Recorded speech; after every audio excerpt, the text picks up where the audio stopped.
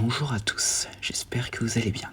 Aujourd'hui on se retrouve pour la 10e et dernière partie du résumé du roman Le Monde Perdu de Michael Crichton. Et donc, commençons. Kelly fait face à un carrefour en Y tout en menant le gang sans Sarah à travers les tunnels. Un tunnel est plus long et elle pense qu'elle mène au laboratoire. Elle choisit avec précision l'autre tunnel de gauche qui emmène le gang vers un autre bâtiment utilitaire. Et il retrouve Sarah.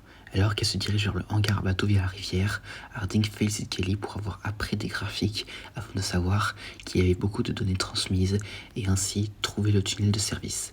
Kelly ne veut pas accepter cela, mais Sarah conseille à Kelly de ne pas rejeter ses propres réalisations. Ils arrivent au hangar à bateau et Levin n'est pas sûr qu'il y aura un bateau. Mais alors que Thorne et Harding frappent à la porte, il y en a vraiment, et ils peuvent s'échapper après tout de l'île, avant que les raptors ne les rattrapent. Le T-Rex mâle adulte dépose Dodson à terre, et ce dernier atterrit durement. Il avait le souffle coupé, et il a eu un vertige pendant un moment. En ouvrant les yeux, il se rend compte qu'il est de retour dans le nid des T-Rex, et il entendit un son qui lui glaça le sang. Il se leva sur un coude, et là, il y aperçut les bébés T-Rex. Cette fois-ci, ils étaient au nombre de 3. Un des œufs venait d'éclore. Parmi eux, il reconnut celui dont King avait écrasé la jambe et qui portait désormais un plâtre. Et les bébés se dirigeaient avec enthousiasme vers lui. Dodson se leva précipitamment, ne sachant pas quoi faire. La mère des petits était de l'autre côté du nid, en train de ronronner. Finalement, elle s'approcha de lui et le renifla. Le mâle avait sa tête juste au-dessus de lui. Dodson observa les petits s'approcher de lui en ouvrant les mâchoires. Il tenta de se relever pour s'enfuir, mais le mâle le renversa d'un coup de tête. Puis, il releva la tête et attendit en regardant. Dodson essaya à nouveau de se relever, mais le T-Rex recommença. Les bébés firent du bruit et se rapprochèrent. En voyant que ses tentatives de se lever ne serviraient à rien, il décida de ramper à 4 pattes. Mais quelque chose lui attrapa la jambe, le retenant.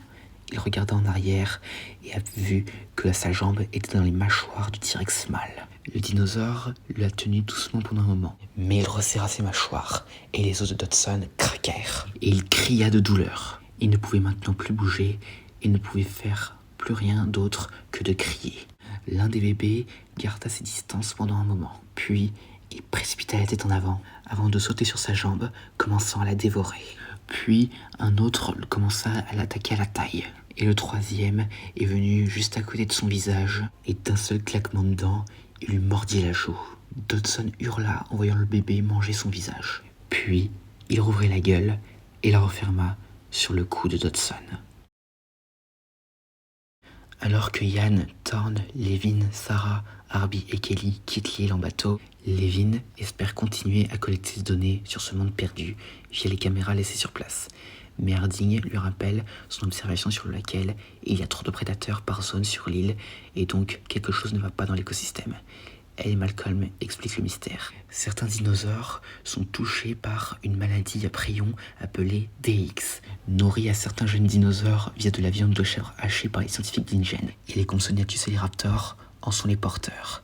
Et les raptors la propagent lorsqu'ils mordent n'importe quel autre dinosaure. Levin s'inquiète soudain parce qu'il a été mordu par un compi, mais Sarah le rejette et dit qu'ils l'emmèneront chez son médecin à San José. Le groupe continue à se demander si l'île les informera beaucoup sur l'extinction. Malcolm répond que non et mentionne d'autres événements d'extinction comme l'extinction du Permien et le fait que les humains ont des habitudes plus destructrices que la nature. Thorne mentionne que lorsque l'Amérique était un nouveau pays, les gens croyaient en phlogistique qui n'est en réalité pas réel et mentionne d'autres éléments irréalistes. Il demande finalement à Kelly la boussole pour trouver le sud alors qu'il veut rentrer chez lui. Et c'est la fin du roman Le Monde Perdu de Michael Crichton. Alors déjà, comme on peut voir, cette fin, il y a beaucoup de différences. Alors déjà, la mort de Dodson, comme on peut le voir, elle est très similaire à celle de Peter Ludlow dans le film. Et d'ailleurs, puisque c'est relié au T-Rex, dans les précédents chapitres, on pouvait compter 6 œufs pondus, dont un qui a été volé. Alors que dans ce chapitre, il y a maintenant un 3e bébé qui est né.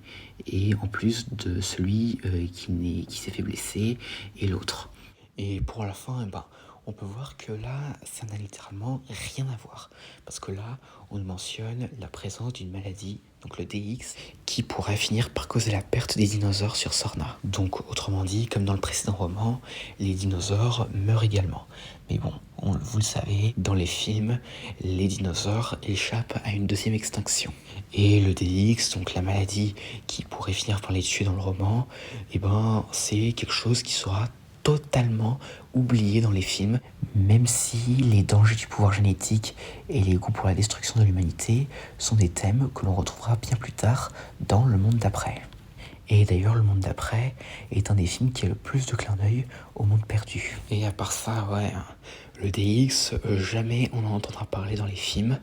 Et personnellement, je doute qu'il décide de l'utiliser un jour. Même si il avait été envisagé de le faire à l'époque, à savoir dans les premiers scripts de ce qui deviendra plus tard le premier Jurassic World. Où en fait, dans un de ces scripts-là, qui était appelé le projet Extinction, il y avait les dinosaures qui portaient un virus mortel en eux. Mais bien sûr, tout cela a été changé pour finalement se diriger vers un projet de dinosaures hybride. Et à part ça, c'est la fin de l'univers des romans Jurassic Park.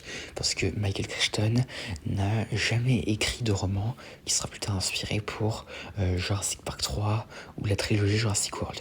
Enfin, pour Jurassic Park 3, il avait l'idée dans le coin de la tête, mais finalement il l'a abandonné pendant la production du troisième film. Et pour la trilogie Jurassic World, il a également pas pu parce que il est mort avant la sortie du premier Jurassic World.